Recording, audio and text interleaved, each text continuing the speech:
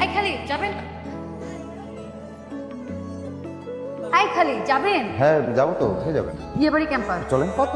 যা দিবেন তাই। না না না, আগে ক্লিয়ার করেন কত টাকা নেবেন, পরে আবার ঝামেলা করুন। ভাড়া কত ঠিক জানি না, শহরে নতুন চালু। ও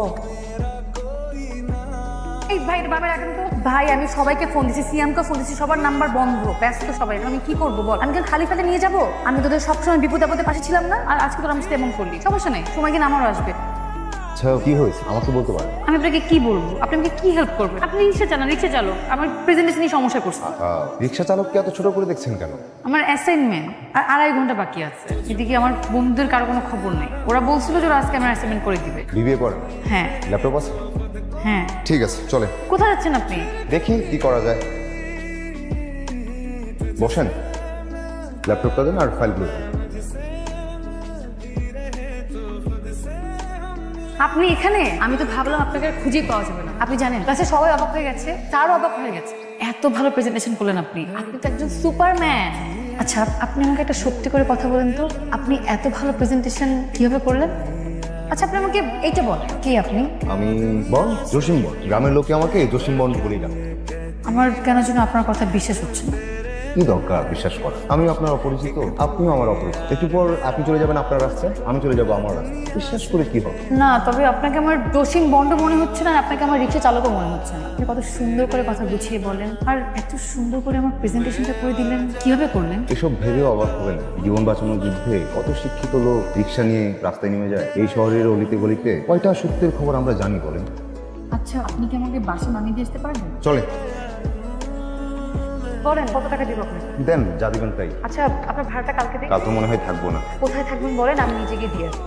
আচ্ছা তাহলে আপনি কোথায় থাকবেন বলেন, আমি চলে আসবো। তাহলে কালকে আমাকে সকাল 10টা ক্যাম্পাসে নিয়ে যাবেন, ঠিক আছে? সানিরা আসতে চাচ্ছিল। ও সানি সানি সানি, তুমি আমাকে এত বিরক্ত কেন করে এটা নিয়ে বলো তো? তোমাকে কতবার মানা করেছি আমি। সমস্যাটা কোথায়? ছেলে ভালো, পরিবার ভালো। না সানি কি আমার পছন্দ না। সমস্যাটা কোথায় সেটা তো বলতে হবে। আমার পছন্দের মানুষ আছে। তোর পছন্দের মানুষ আছে? ছি ছি ছি ছি, এই দিন আমাকে দেখতে হলো। কি আশ্চর্য মা, আমার পছন্দের মানুষ থাকতে পারে না? আচ্ছা তোর পছন্দের মানুষের নাম কি? কি করে? মা ও রিক্সা চালায়। কি কি শুরু হলো আমার বাসায়? কি যে বলেন, আমি ধরা খেয়ে যাবো। কিচ্ছু হবে না, আপনি তো বেশি বুঝেন কেন? আমাকে কি করতে হবে? আপনি শুধু আমার মা বাবাকে যে বলবেন আমাকে আপনার পছন্দ, কিন্তু আপনার বিয়ে করতে একটু সময় লাগবে। তারপর কি হবে? তারপর কি হবে সেটা আমি বুঝবো। কপাল রে মামা, রিক্সাওয়ালা তুই মায়ে পড়ে আর আমি এটা কোল বালিশও পড়ে। পটাপটির কিছু না, মেয়েটা একটা বিপদে পড়েছে, আমি চেষ্টা করছি হেল্প করার। অবশ্য ব্যাপারটা সত্যি হলে ভালোই হতো। মেয়েটি দেখতে কেমন? মেয়েটা দেখতে নক্ষত্রের মতো। মেয়েটার চোখের দিকে তাকালে মনে হয় এই অন্ধকার শহরের একমাত্র নক্ষত্র সে। একবার তাকালে মনে হয় 1000 বছর তাকিয়ে থাকে। মামা আমার কাছে ঘটনাটা একদম ভালো ঠেকতেছে। তুই আবি যে সারাটা জীবন কোনো মেয়েদের পাত্তা দিস নাই, আর আজ তোর চোখে একটা মেয়েকে নক্ষত্র মতো লাগতেছে। মনে হচ্ছে প্রেমটা হয়ে যাবে। বুকের ভিতর কেমন আওয়াজ হচ্ছে। এই শহর, এই আকাশ, আমার বন্ধুর প্রেম হইছে। আমার বন্ধুর প্রেম হইছে। আমার বন্ধুর প্রেমের বাগানে হাজার হাজার ফুল ফুটবে। শুনুন কাল কিন্তু 6টায়, ভুলবেন না কিন্তু। এখানে কিছু টাকা আছে, এটা রাখুন, কালকে শপিং করে ফেলবেন। টাকা লাগবে?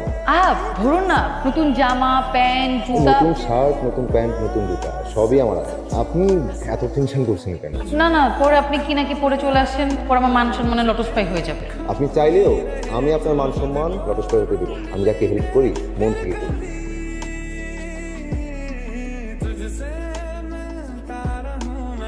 জামা কাপড় ঠিক আছে স্যার? এটা আমার বাইরে। তোমার মা বাবা কোথায় থাকেন? ঢাকাতেই? না কি কানাডা। এমনিতে কি করো তুমি? পড়ালেখা শেষ হলো, আর দেশে বাবার ব্যবসাটা আমি আর দুবা পেয়েছি। তুমি কি এখন বিয়ে করতে পারবে? জি, আপনারা বললেই আমি বাবা মাকে আসতে বলি। আর আমি তো এখনই বিয়ে করতে যাচ্ছি।